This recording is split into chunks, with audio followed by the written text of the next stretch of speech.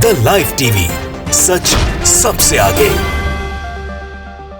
नमस्कार, the live TV आप देख रहे हैं। आपके साथ मैं हूं आदित्य कुमार। अश्विनी उपाध्याय ने सुप्रीम कोर्ट में एक याचिका दायर की कि लड़की और लड़कों की उम्र समान होनी चाहिए। अब इसको लेकर फटकार भी लगी कोर्ट की तरफ से, और कोर्ट की तरफ से सुप्रीम कोर्ट ने जो कहा है, सुप्रीम कोर्ट के chief justice D Y Chandrachud ने जो कहा है, उसको लेकर अब चर्चा हो रही है। हम यहां संवैधानिक कर्तव्य निभाने के लिए बैठे हैं, ना ही किसी को खुश करने के लिए। यहां इसी तौर पर उन्होंने कहा कि हम किसी को खुश करने के लिए यहां पर नहीं बैठे हैं। यह डी.वाई. चंद्रचूड़ के द्वारा कहा गया, जो कि सीजेआई हैं। भारत के मुख्य न्यायाधीश डी.वाई. चंद्रचूड़ ने पीआईएल याचिकाकर्ता एडवोकेट अश्विनी उपाध्याय से पुरुषों और महिलाओं के लिए शादी की एक समान उम्र की मांग वाली याचिका को खारिज करते हुए कहा कि हम यहां संवैधानिक कर्तव्य निभाने के लिए है और आपको या किसी को खुश करने के लिए नहीं है। उपाध्याय की एक टिप्पणी से सीजेआई बिल्कुल नाराज हो गए। अब वो टिप्पणी क्या थी, यह भी जानना बेहद जरूरी है। दरअसल उपाध्याय ने कहा था कि इसे सुप्रीम कोर्ट में स्थानांतरित करने का क्या मतलब था। कोर्ट ने दिल्ली हाई कोर्ट में लंबित याचिका को ट्रांसफर कर दिया था। इस पर कड़ी प्रतिक्रिया देते हुए सीजेआई चंद्रचूड़ ने कहा कि उपाध्याय को अनावश्यक टिप्पणी करने की आवश्यकता नहीं है। सीजेआई ने क्या कुछ कहा, पूरा मैं बता रहा हूं आपको। हम यहां आपकी राय सुनने के लिए नहीं हैं। सौभाग्य से हमारी वैधता इस बात पर निर्भर नहीं करती है कि आप हमारे बारे में क्या महसूस करते हैं। हम आपके बारे में जो महसूस करते हैं उस पर आपकी अनावश्यक टिप्पणी नहीं चाहते। हम यहां अपना संवैधानिक कर्तव्य निभाने के लिए हैं, यहां आपको खुश करने के लिए नहीं है। ना ही हम यहां किसी राजनीतिक पार्टी को खुश करने के लिए हैं। तो आप हमें अपनी अनावश्यक टिप्पणी ना दें। आप हमारे लिए कैसा महसूस करते हैं, आप बार के सदस्य हैं, हमारे सामने बहस करें। यह राजनीतिक फोरम नहीं है। यह सीधे तौर पर अश्विनी उपाध्याय को कड़ी फटकार लगाते हुए बात कही गई है। सीजेआई ने सुनवाई के दौरान पाया कि यह अंततः संसद के निर्णय का एक मामला है।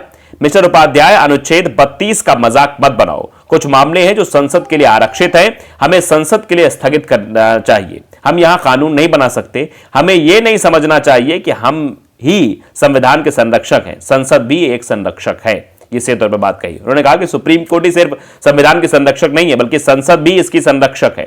तो इस बात को बखूबी समझना चाहिए कि मिस्टर उपाध्याय, अनुच्छेद 32 का मजाक मत उड़ाइए। तो सुप्रीम कोर्ट ने इस याचिका को फिर आज खारिज कर दिया है। और अश्विनी उपाध्याय साहब पहुंचे थे, उन्होंने सोचा कि हम जो है इस याचिका को रखेंगे और सुप्रीम कोर्ट में स्वीकारिता हो जाएगी, लेकिन वहां पर तो पूरी तरीके से मामला उल्टा ही हो गया।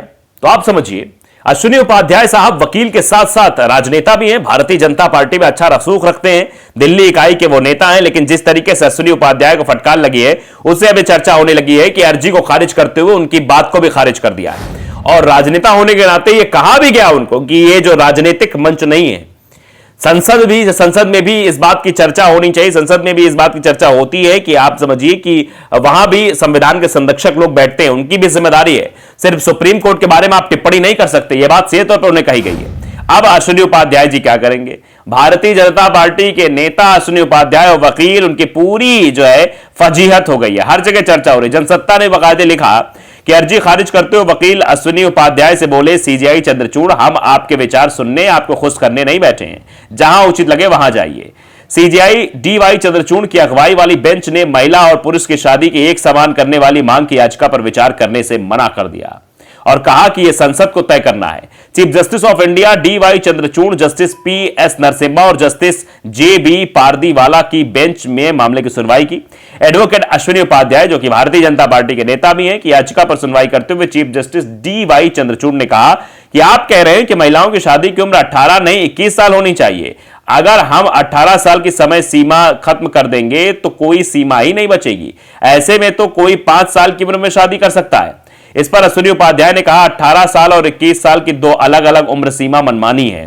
संसद से पहले से ही इस कानून पर बहस चल रही है। इस पर जस्टिस पी.एस. नरसिम्हा ने कहा, अश्विनी उपाध्याय को टोकते हुए कहा कि जब संसद में कानून पर बहस चल रही तो आप हमारे पास क्यों आए? ये बिल्कुल लॉजिक सी बात है। अगर संसद में इसको लेकर बहस चल रही है तो फिर सुप्रीम कोर्ट में जाने का ऐसा कोई मतलब ही नहीं है। इस पर उपाध्याय ने कहा कि आप मामले को स्थगित कर दीजिए। उपाध्याय ने तर्क दिया कि अगर 18 साल की समय सीमा खत्म कर दी जाती है तो यह अपने आप 21 साल हो जाएगा। उन्होंने हिंदू मैरिज एक्ट का हवाला देते हुए इस पर सीजेआई ने इसे दिखाने को कहा।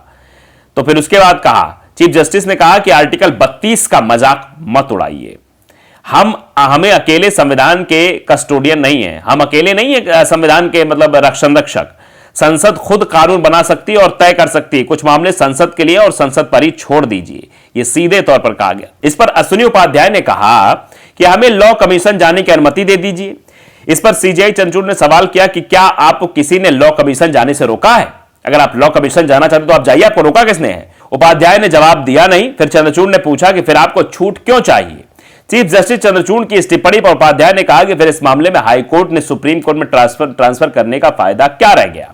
जब अश्विनी उपाध्याय के द्वारा यह बात कही गई कि इस मामले को हाईकोर्ट से सुप्रीम कोर्ट में ट्रांसफर कराने का फायदा क्या रह गया, उसके बाद सीजेआई जो है काफी नाराज हो गए और उन्होंने कहा कि हम आपकी राय सुनने के लिए नहीं बैठे हैं, हम यहां पर संवैधानिक ड्यूटी पूरी करने के लिए बैठे हैं, ना तो आपको और ना किसी पार्टी को खुश करने के लिए बैठे हैं। आप हमारे लिए जैसा महसूस करते हैं इस पर हमें आपकी टिप्पणी की आवश्यकता नहीं है। आप बार के सदस्य हैं, हमारे सामने बहस करें, यह कोई पॉलिटिकल फोरम नहीं है। ऐसी फटकार लगाई कि यह कोई पॉलिटिकल फोरम नहीं है। अब इसको लेकर रिएक्शन भी लोगों के आ रहे हैं, लोग इसको ट्वीट भी कर रहे हैं। सौरभ भारद्वाज हैं, आम आदमी पार्टी के नेता हैं, वो लिखते हैं हंसते हुए जो बात उन्होंने कही थी चीफ जस्टिस चंद्रचूड़ ने जो कही अश्विनी उपाध्याय के लिए, उन्होंने लिखा कि we are here to do our constitutional duty, कि हम यहां पर अपने संवैधानिक ड्यूटी करने के लिए हैं, not here to please you, हम तुम्हारी बात सुनने के लिए नहीं, nor are we here to please any polity, so don't you give us your question comments on how you feel for us, you are a member of the bar, आप bar के सदस्य हैं, आर्ग्यू बिफोर अस, आप बहस कर सकते हैं, this is not a political forum, यह आपका पॉलिटिकल फॉरम नहीं है, आपकी राजनीतिक फॉरम नहीं है जहां पर आप इस तरीके की बातें कर रहे हैं। तो आप समझिए किस तरीके से फटकार लगाई गई। इसके बाद अब तरह तरह की बातें उठने लगी है। शमशाद आलम है, वो भी इस पर रिएक्शन दे रहे हैं कि सुबह उठते हैं, नहा धोकर कोर्ट जाते हैं, कोर्ट पे अपनी बेइज्जती कराते हैं, घर आते हैं, मुंह ढककर सो जाते हैं। अश्विनी उपाध्याय का रोज का काम हो गया है। ये भी लोग कह रहे हैं कि अश्विनी उपाध्याय के लिए तो रोजमर्रा की ये चीजें हो गई हैं भाई, वो जाते हैं कोर्ट, बेइज्जती कराते हैं, वापस आते हैं, मुंह ढककर सो जाते हैं, ये लोग लिख रहे हैं। तो अश्विनी उपाध्याय जो कि भारतीय जनता पार्टी के नेता हैं, जो बड़ी बड़ी बातें करते रहते हैं, उनको इस बात तगड़ी फटकार जो है सुप्रीम कोर्ट की तरफ से लगी है। सुप्रीम कोर्ट के चीफ जस्टिस ने कह दिया है कि ये आपका कोई राजनीतिक फर्म नहीं है, यहां आप आकर टिप्पणी कर सके, यहां जो है ज्यादा बड़बोलापन नहीं चलेगा। आप बार के सदस्य हैं, आप बहस कर सकते हैं, लेकिन ये आप यहां पर किसी चीज को ये नहीं कह सकते कि आप हमारे बारे में ये सोचते हैं, हम ऐसा करते हैं। तो सुप्रीम कोर्ट के चीफ जस्टिस ने सीधे तौर पर यह सवाल खड़े कर दिए हैं। अब इसको लेकर चर्चा हो रही है क्योंकि ये चाह रहे थे कि इस मसले को उठाकर हम जो है मतलब काफी हाईलाइट हो जाए, अश्विनी उपाध्याय ये चाह रहे थे। अब ये भी कह रहे हैं कोर्ट के सामने कि संसद में ये प्रक्रिया चल रही है, इस पर संसद में बहस चल रही है। तो जब संसद में बहस चल रही तो कोर्ट में आने का मतलब ही नहीं बनता उस मसले को लेकर कि लड़की और लड़का की उम्र जो है समान होनी चाहिए, समान उम्र में शादी होनी चाहिए। ये 18 साल का कायल ही क्राइटेरिया रख दिया गया है। तो इस पर कहा गया कि भाई अगर ये मसला संसद का है तो संसद में चलने दो, और सिर्फ कॉन्स्टिट्यूशन की जिम्मेदारी मतलब संविधान के संरक्षक के तौर पर जिम्मेदारी सिर्फ सुप्रीम कोर्ट की नहीं है, संसद की भी है। संसद को इस पर कानून पारित कर देना चाहिए। अब वहां तो शायद अश्विनी दी की चल नहीं रही है भारतीय जनता पार्टी दिल्ली इकाई के नेता, लेकिन वहां नहीं चला पाने, सुप्रीम कोर्ट में अपनी वकालत दिखाने की कोशिश कर रहे थे और फिर वकालत की कायदे से क्लास भी इनको लगा दी गई। चीफ जस्टिस ने बाकायदे इनको समझा दिया कि भैया ऐसा करोगे तो ऐसा नहीं चलेगा, तुम्हारा ये रोज रोज का नाटक नहीं चलेगा। तो आप समझिए इस बात को किस तरीके से कोर्ट से एक तरीके से बेइज्जत होकर बाहर लौटे हैं, इस बात की चर्चा अब लोग कर रहे हैं। तो द लाइव टीवी अगर आपने सब्सक्राइब नहीं किया, सब्सक्राइब जरूर करिए, बेल आइकन दबाइए ताकि सच खबर आप तक पहुंचती रहे। नमस्कार। द लाइव टीवी, सच सबसे आगे।